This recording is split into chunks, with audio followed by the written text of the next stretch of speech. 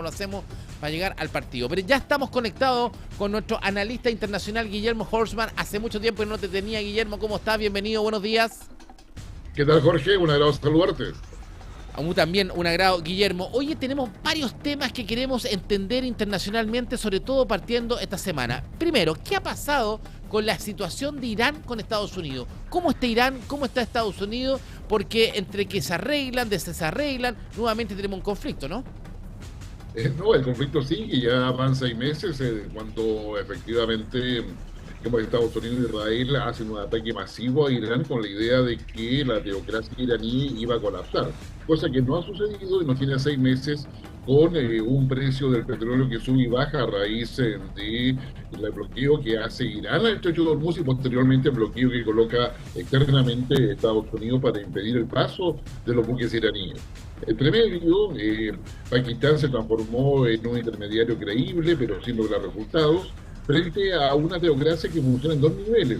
Un gobierno, yo diría, reconocido, incluso con alguna fuente democrática en términos de que ha habido elecciones, pero donde el poder está en el ayatolá, que el ayatolá fue asesinado en ese ataque y posteriormente, el poder en Irán se divide en dos. En un triunvirato que está en la cima del Estado iraní y en un triunvirato que está en lo que es el nivel político teocrático de Irán y que corresponde a la Guardia Revolucionaria. Cada vez que se llega a un acuerdo con la parte civil, finalmente después el triunvirato político-religioso niega esos acuerdos y eso ha llevado a que las tensiones aumenten, disminuyan, se intervengan países como Turquía, como Arabia Saudita y particularmente Omán, que pasa a ser una búsqueda de un acuerdo con Irán para poder mantener su capacidad exportadora, pero a su vez también le ofrece a Irán la posibilidad de sacar el petróleo por ese país. En definitiva, tenemos, para decir en términos simples, 3 pasos adelante, 2 pasos atrás, que impactan en en todo lo que es alto y bajo de los precios del petróleo, y por supuesto lo vimos acá en Chile, una tendencia alcista más allá de las pequeñas rebajas que se han producido.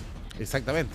Ahora, Guillermo, este cierre de la Embajada de Chile en Teherán, ¿cierto? ¿Por qué se da? ¿Por qué se genera? ¿Y qué tiene que ver justamente esta situación que tiene con Estados Unidos? ¿Va directamente de la mano la decisión de que Chile cierre su embajada en Teherán? Yo creo que la Cancillería ha dado 2 argumentos. El primero de ellos es el nivel de peligrosidad que hay en Irán por la inestabilidad, los ataques no solamente que genera Estados Unidos, sino también por la situación interna de ingobernabilidad que tiene Irán a nivel social. Y el segundo es el tema de rebajar costos. Tiene más allá de estos 2 criterios que oficialmente coloca la Cancillería, no se puede dejar de lado de que también esto constituye un guiño hacia Estados Unidos en su actual estrategia de generar un bloqueo económico y comercial a Irán. Y en esa perspectiva, cuando Chile cierra esta embajada y traslada los niveles consulares de Turquía, claramente se debe entenderse también como un guiño en el esquema de negociación que tiene Chile actualmente con el país del norte. Sí, ahora directamente, esto también tiene que ver directamente con lo que puede pasar en Estados Unidos. Hoy día las elecciones de mitad de mandato en Estados Unidos, ¿qué rol empiezan a jugar ya? Porque cada día están más cerca. Y aquí, ¿qué espera el electorado norteamericano de la situación con Irán en favor o en desfavor de Trump? Lo que espera el electorado norteamericano es tener plata en el bolsillo, y eso no ha sucedido. El valor del combustible en Estados Unidos no ha tenido una baja, a pesar de ser Estados Unidos uno de los principales productores de petróleo, y no logra traspasar esa capacidad que tiene Estados Unidos a una rebaja sustantiva en el valor del combustible en el punto de venta hacia los estadounidenses. Y eso particularmente es el pragmatismo con el cual fue electo Donald Trump, y ese pragmatismo es el que hoy día está jugando en contra, y eso presiona justamente a Estados Unidos para tratar de buscar una solución definitiva a la situación de Hormuz y a la situación en su relación con Irán. Esto, sin contar el tema de Israel, el tema de Medio Oriente o lo que está pasando en Ucrania. La no resolución del tema de Irán para efectos electorales dentro de los Estados Unidos pasa porque efectivamente tenga una disminución del costo del combustible en Estados Unidos y aumenten los ingresos netos de los ciudadanos estadounidenses. Mientras eso no suceda, Donald Trump tiene en riesgo las elecciones de medio tiempo, donde se juega el control que actualmente tiene tanto en la Cámara de Representantes como en el Senado. Ahora, las elecciones de medio tiempo en Estados Unidos son en noviembre, ¿cierto, Guillermo? Más o menos partiendo de noviembre, el 3 de noviembre, ¿cierto? Nos queda prácticamente 2 meses, septiembre, octubre, 60 días. Aquí lo que debiese lograr Trump en su relación con Irán para que tuviese cierto sentido a favor en esta elección de interna, ¿es terminar definitivamente el conflicto con Irán o seguir escalándolo? Si Estados Unidos sigue escalando, le queda muy poco tiempo para poder hacerlo, porque si lo escala, quiere decir, ya sea por la vía de un ataque masivo o ataques permanentes sobre Irán con mayor intensidad e incluso usando las mayores capacidades bélicas que tiene o de armamento que tiene Estados Unidos. Después tiene que dar explicaciones no solamente al pueblo estadounidense, sino que también al Congreso de ese país. Recordemos que actualmente Estados Unidos ataca a Irán en virtud de una resolución presidencial en términos de que ha ido señalando de que Irán compromete no solamente los intereses nacionales, sino que la seguridad nacional estadounidense, y eso tiene atribuciones propias al presidente. Pero todo indica de que esto es una guerra y no es una acción esporádica o concreta para poder defender justamente esa seguridad nacional. Por lo tanto, Donald Trump tiene poco margen de maniobra. Su margen de maniobra aumenta si logra tener algún tipo de resultado en la conversación que vaya a tener con Xi Jinping, quien hace una visita de Estado a Estados Unidos el próximo 9 de septiembre. Es decir, yo diría que ese sería el plazo máximo que tiene Donald Trump para poder tener mejores condiciones frente a las elecciones del próximo 3 de noviembre. Y la relación y los problemas que está teniendo con Canadá, porque esta lucha de los aranceles con Canadá, que te sube el 50%, ¿qué tal? ¿Le puede traer problemas? Sí, le puede traer problemas. ¿Por qué? Porque Canadá abastece a Estados Unidos de productos de insumos básicos, ya sea madera, elementos de construcción, y por lo tanto el alza de aranceles que ha colocado Trump y la respuesta similar que ha dado Canadá, que involucra a más de 20.000 millones de dólares, en definitiva le va a generar problemas en el sector industrial como estadounidense. Este fracaso en esta negociación bilateral, que además se inserta dentro del Tratado de Libre Comercio de América del Norte, constituye probablemente uno de los mayores problemas para Donald Trump, que lo está negociando a su estilo, es decir, golpeando mucho la mesa, pero que probablemente en los próximos días vamos a tener una disminución de esa presión que actualmente se presenta en lo que es, derechamente, una guerra comercial y arancelaria entre Canadá y Estados Unidos. Ahora, directamente, ahora en estas elecciones de mitad de tiempo, claro, también podrían ser muy beneficiosas para Trump, porque nosotros nos ponemos en el escenario que efectivamente Trump podría perder, ¿cierto?, el poder y el control de las cámaras, pero también los podría mantener o aumentar, ¿cierto? Y aquí también se juega la próxima elección presidencial. Trump ya no puede ir a una tercera reelección, ¿cierto?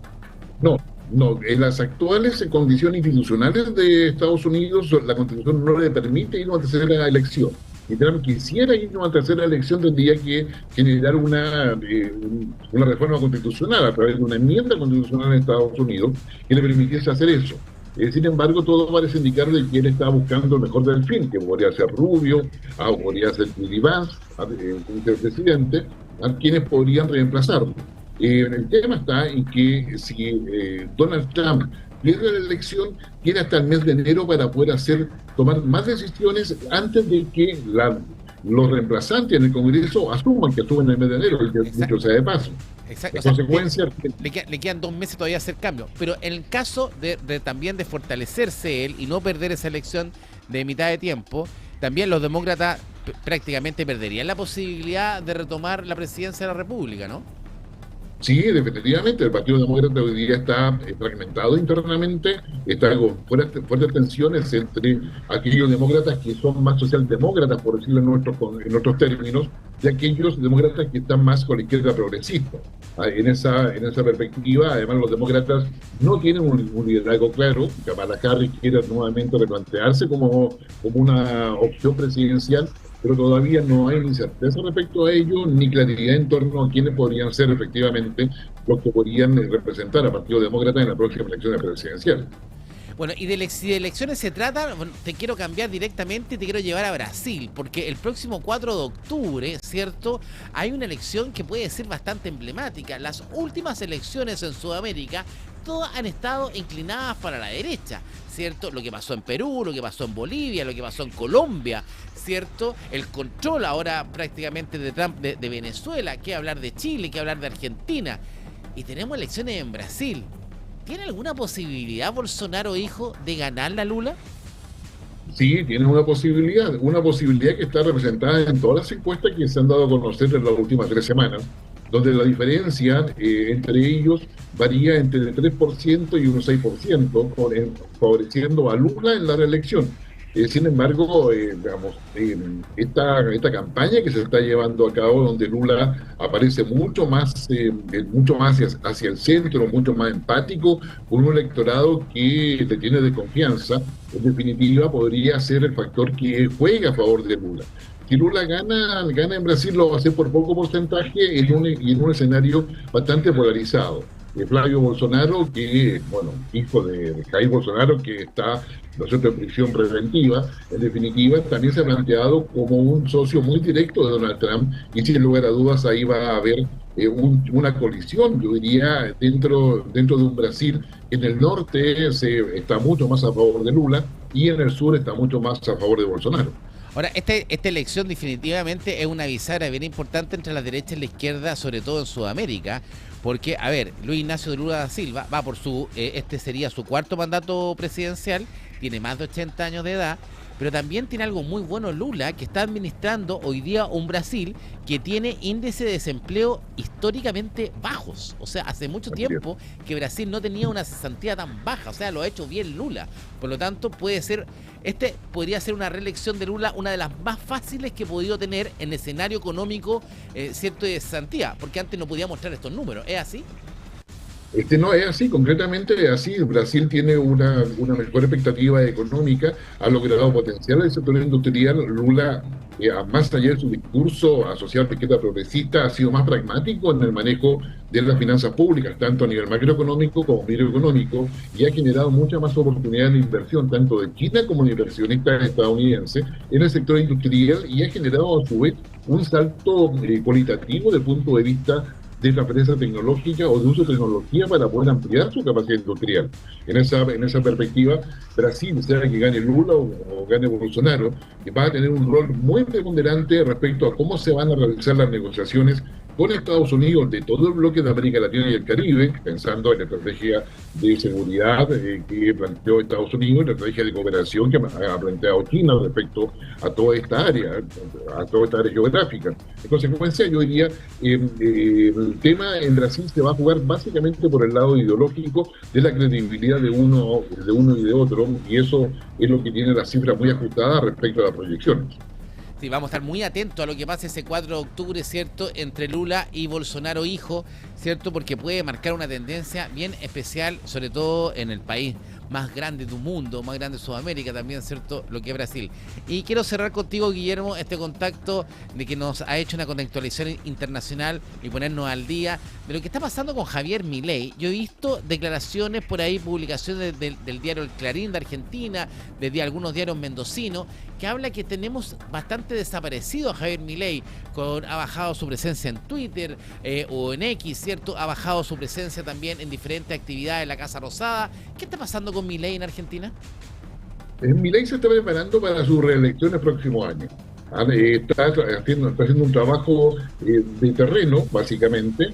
Ha tenido bien señales que él conoce a raíz de toda su corta trayectoria política en Argentina, en términos en que si no va a terreno, no está en el territorio, por decirlo en el lenguaje que usamos acá en Chile actualmente, la posibilidad de ganar es poca, pero también está haciendo, yo diría, un buen trabajo internacional en la región. Se ha contactado con varios de los mandatarios para poder transformarse en cierta manera en la suerte del líder de esta, como se lo permite decirlo, derecha progresista o pragmática, que ha ido tomando el control de varias naciones, como tú bien señalabas. En ese sentido, Milei hoy día está preparando, a mi modo de ver, su estrategia de poder mantenerse en el poder en Argentina y neutralizar a quienes son sus adversarios.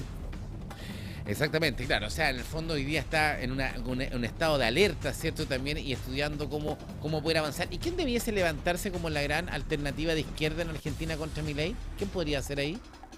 no hay, digamos, salvo quien era el gobernador, que no recuerdo su nombre en este minuto, Buenos Aires, alguien podría ser quien, digamos, pudiese canalizar a la votación de la izquierda progresista, digamos, al estilo argentino, por favor, alguien y que pues, tenía que ser un neo Kirchner, por decirlo de alguna forma. En esa perspectiva no hay claridad todavía respecto a un consenso en torno a ello, lo cual prevé de que van a haber varios candidatos, pero ninguno de oposición lo suficientemente fuerte para hacer una amenaza directa. Actualmente a Milei, pero Milei también no tiene asegurado el triunfo porque no tiene esa fortaleza suficiente para presentarse como una alternativa sólida en el escenario actual de Argentina. Exactamente, sí. Bueno, y las elecciones faltan el próximo año. Por eso es relevante lo que va a pasar en Brasil el 4 de octubre. Yo creo que de ahí puede partir una bisagra donde nuevamente la izquierda quizás comience a recuperar terreno en Sudamérica. Muchas gracias, Guillermo, por este contacto. Hace mucho tiempo que nos veíamos. Gusto verte. Gracias. Lo mismo, Jorge, esté muy bien. Gracias. Buena semana. Guillermo Holzman, ¿cierto? Nuestro analista internacional, conversando en puranoticia.cl para conocer la realidad que también nos pasa, no solamente en la región Chile, sino también en el mundo, y cómo esto nos va afectando, cómo le afecta a Donald Trump, ¿cierto? Este conflicto que tiene con los canadienses, por qué estamos cerrando nuestra embajada en Teherán, ¿cierto? La importancia de las elecciones que vamos a tener en Brasil y estas elecciones de medio tiempo. ¿Podrán los demócratas recuperar terreno en Estados Unidos? Es una gran duda que la vamos a resolver ahí el 3 de noviembre en las elecciones de segundo tiempo en los Estados Unidos. Te contamos lo que está pasando desde nuestra sala